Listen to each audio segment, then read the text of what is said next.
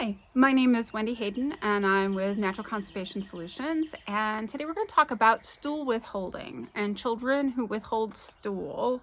It's a super frustrating problem. It's one that my family has experienced firsthand, so I know how incredibly frustrating it is, and it can be easy to get frustrated with your child, and unfortunately that just makes that circle worse of them being more resistant to go potty than less resistant.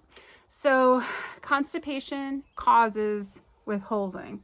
It's not always the primary cause, but it can be one painful poop that can make your child start withholding their stool. So one of the first things to do to get your child to get past withholding is to make their stool as soft and easy to pass as possible.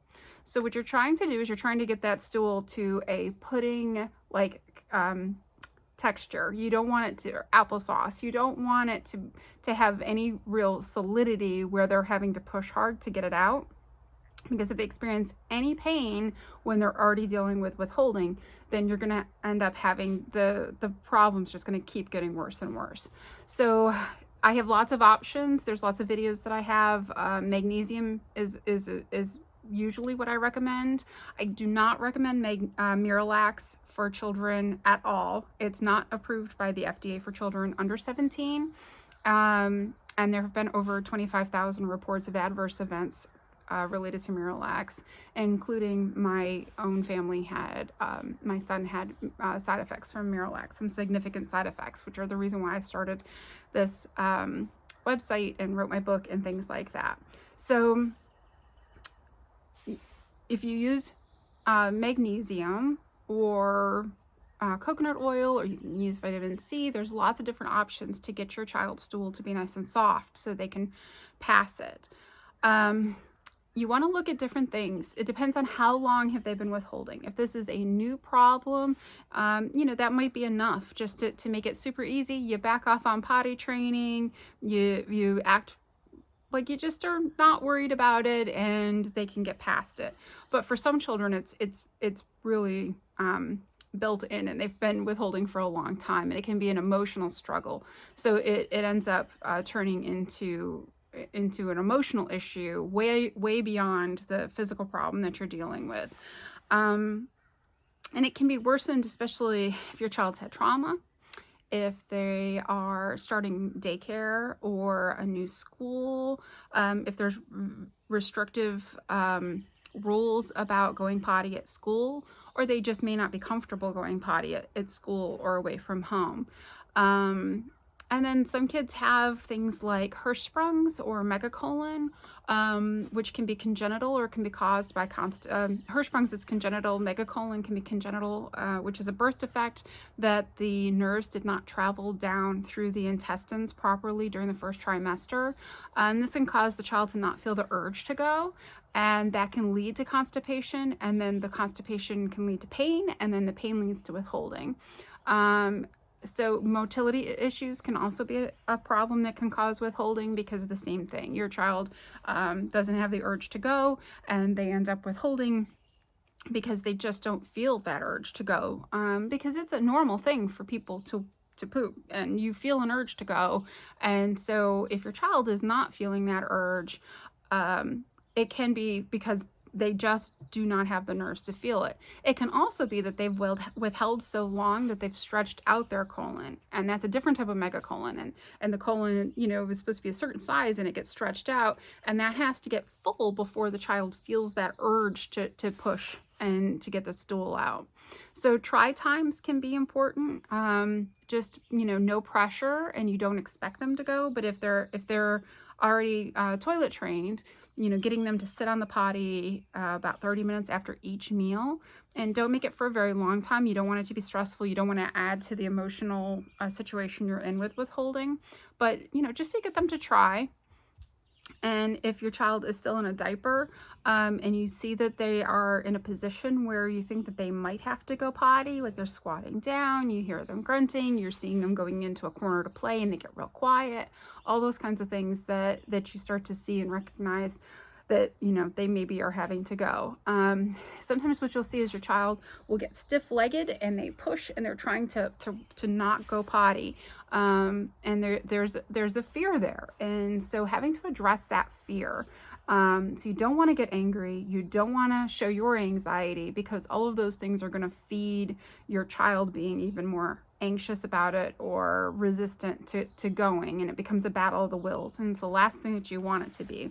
It's already super stressful, and it's hard as a parent to be able to just let it go and work on this. But you got to realize that the more upset you are, the more control it gives your child when they don't go potty. So you want to not put yourself in that battle of wills with your child. So if your child's in daycare or is in preschool or in elementary school and is withholding, working with the school or the daycare to get the child to have less restrictions on potty time. So maybe you can get them a special pass that they don't have to announce where they're going, but they can go to the nurse's bathroom where they have privacy. You might need to get a note from your child's doctor, and it might be that you need to get, I think it's a 5013 plan, that is a medical plan put in place where they have different options for bathroom time if going and standing in line or having to request something is part of the anxiety for them. So those are things to look out for.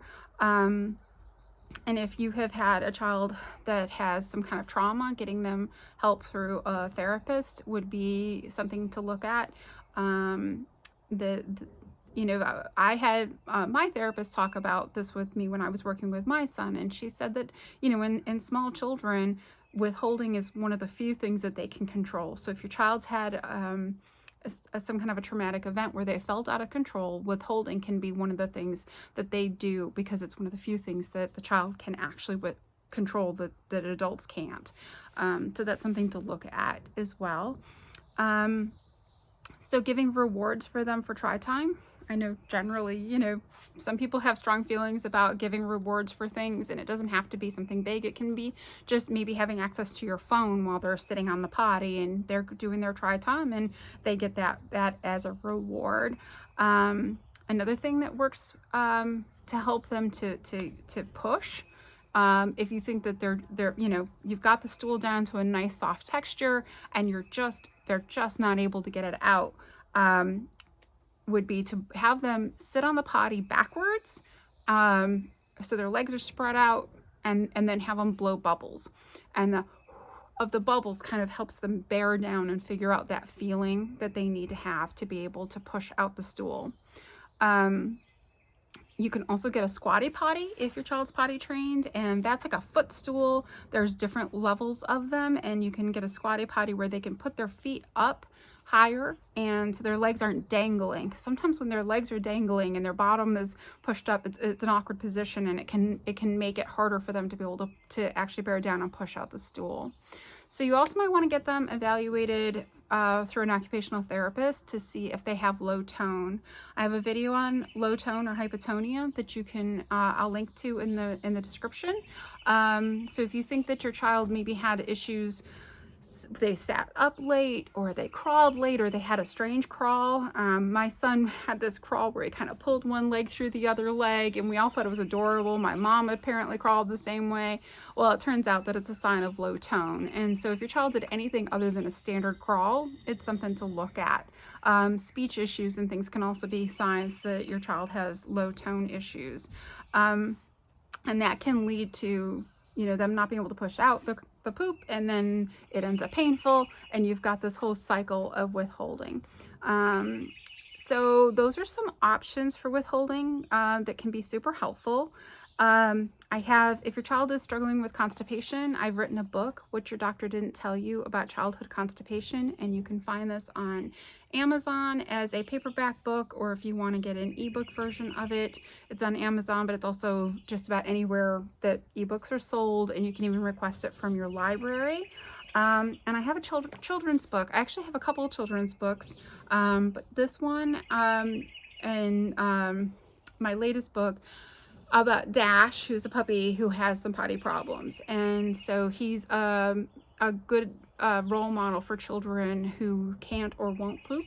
So if your child's dealing with withholding or constipation, then this book is a good option to help them with this through the story, to model the behavior that you want your child to do to help them to overcome withholding. So I hope that those things have helped you. I have a Facebook group called Natural Constipation Solutions, and there are lots of people in there in varying stages of working with their children for constipation issues. So if you need more support, please join our group.